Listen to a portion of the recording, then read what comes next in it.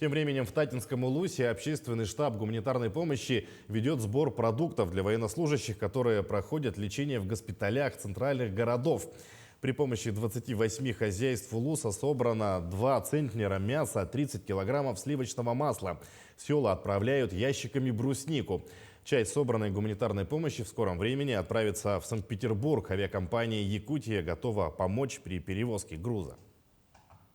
Все наслега очень активно принимают участие в акции. Все учреждения, в том числе учреждения детского дошкольного образования, пожарили для наших раненых карасей. Из мелких карасей сделали котлеты.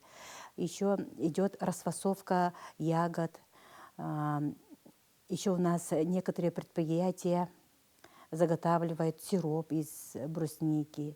Все встали ради помощи нашим раненым землякам.